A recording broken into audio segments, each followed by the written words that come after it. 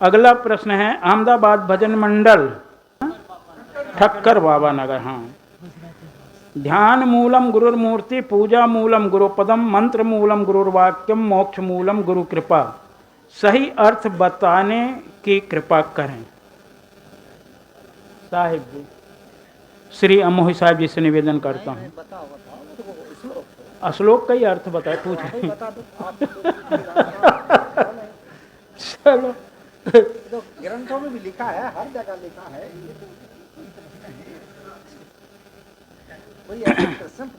हाँ, चलो बता दो। ये कोई कठिन बात तो नहीं है, लेकिन फिर भी इस भाई ने पूछा है। ध्यान, पहला इसमें आएगा कि ध्यान कहते किसे हैं। तो बताएगा ध्यान मूलम, ध्यान का मूल क्या है? गुरु मूर्ति। वैसे तो ध्यान का मूल कुछ और ही बताया गया है, लेकिन अलग अलग ग्रंथों में अलग अलग बातें बताई गई हैं। ध्यानम निर्विष्यम मनः, असली ध्यान है मन का निर्विषय हो जाना। ये अंतिम सीढ़ी, एक पहली सीढ़ी है और एक अंतिम सीढ़ी है। तो पहली सीढ़ी में जब कहीं मन नहीं लगता हो तो किसी भौतिक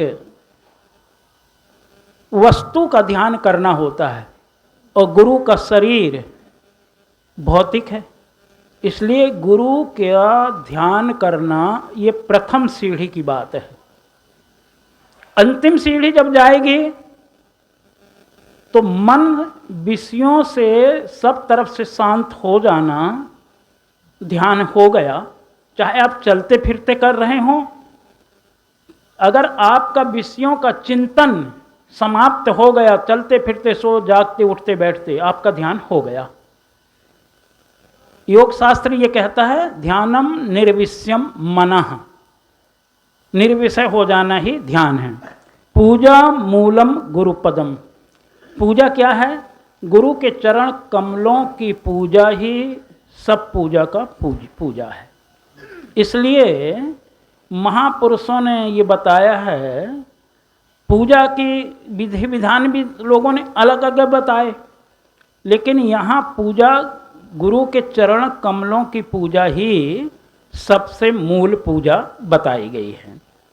मंत्र मूलम गुरुर्वाक्यम, मंत्र लोगों ने विभिन्न प्रकार के, कोई राम मंत्र, कोई कृष्ण मंत्र, कोई वासुदेव का मंत्र, कोई शिव जी का मंत्र, दुर्गा का मंत्र, सरस्वती मंत्र, बहुत सारे मंत्र हैं। लेकिन वो मंत्र क्या हैं, उसे ना समझ पाने के कारण से हम इधर उधर भटकते हैं। गुरु के मुखार बिंद से जो शब्द निकला, वो शब्द ही वास्तविकता यथार्थ शब्द मंत्र है। जो जड़ और चेतन का निर्णय गुरुजनों के मुखार बिंद द्वारा निकला है, उस सब मंत्रों का मंत्र है। मोक्ष मूलम गुरु कृपा, मोक्ष के लिए भी विभिन्न मान्यताएं हैं। कहीं स्वर्गलोक में पहुंचना मोक्ष माना है, कहीं जो है चंद्रमुक्त शिला में पहुंच जाना मुक्त माना। अपनी अपनी मान्यताओं के अनुसार लोगों ने मोक्ष का स्थान चुना, लेकिन सद्गुरु कबीर का मोक्ष कहीं यत्र तत्र स्थान में नहीं है। महापुरुषों ने कहा मोक्षस्य ना वासो अस्ति ग्राम अंतरमेव वा अज्ञान हृदय ग्रंथि नाशो मोक्षस्य इति प्रवर्तते। अज्ञान हृदय में जो अज्ञान पड़ा है, उस ग्रंथि का नाश होना ही मोक्ष है। और यहाँ मोक्ष मूलम गुरु कृपा, गुरु की कृपा हो जाना, गुरु की कृपा हो गई, मुक्ति मिल गई। अब एक बात होती है कि गुरु की कृपा कब नहीं थी, फिर प्रश्न खड़ा होगा, क्योंकि गुरुजनों की कृपा सदैव है। कभी कृपा में कमी नहीं होती गुरुजनों की। ठीक उसी तरह जैसे समुद्र के पास में पानी की कोई कमी नहीं, लेकिन हम समुद्र से कितना पानी ला सकेंगे ये हमारे पात्र के ऊपर निर्भर है। हमारे पास में यदि 1 लीटर का पात्र है, हम 1 लीटर पानी ला सकते हैं। 5 लीटर का पात्र है, 5 लीटर ला सकते हैं। यदि 100 ml का ही पात्र है तो हम 100 ml ही पानी ले सकते हैं, यद्यपि समुद्र के पास में कोई कमी नहीं है। ठीक इसी प्रकार गुरु की कृपा में कभी कोई कमी है ही नहीं। गुरु विचारा क्या करे, शिष्य माही चूक। इसलिए मंत्र मूलम गुरु कृपा। पहली श्रेणी के लिए जैसे एक श्रेणी अंतिम होती है, दूसरी श्रेणी पहली श्रेणी होती है। बच्चों के लिए जैसे गाय के सामने गाय का चित्र बना दिया जाता है, इसी प्रकार ये ठीक है गुरु के लिए, गुरु का जो कृपा मानना। लेकिन गुरु क्या है, अगर सदगुरु पूरण साहब जी के संध्या पाठ के निर्णय के अनुसार देखें तो फिर वहाँ भी ना जाएं। सदगुरु स्वयं आपके ऊपर सारी आकर के टिक गया।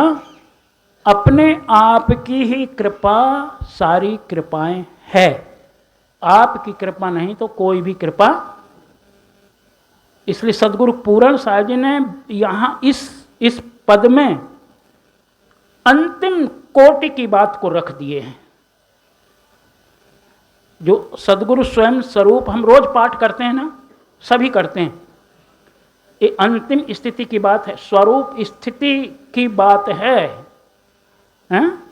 जब हंस भूमिका में गुरु और शिष्य दोनों ठहर जाते हैं तो रहे गुरु न चेलापन, कुछ भी नहीं रहता, वहाँ सब समाप्त हो जाता। उस स्थिति की बात को लेकर के यहाँ अंतिम स्थिति में गुरु और शिष्य दोनों एक भूमिका में जाकर के हंस भूमिका में ठहर जाते हैं। और उसी को सदगुरु श्री पूर्ण साहब जी ने यहाँ कहा सदगुरु स्वयं स्वरूप। लेकिन शुरू में अगर हम हैं तो गुरु का आधार लेना पड़ेगा, गुरु के आधार लिए बगैर कार्य नहीं चलेगा। इसलिए यहाँ पर कहा मोक्ष मूलम गुरु कृपा। ठीक है भाई, प्रश्न किनका था? हाँ, ये ठक्कर नगर वाले भाइयों को। ठीक है।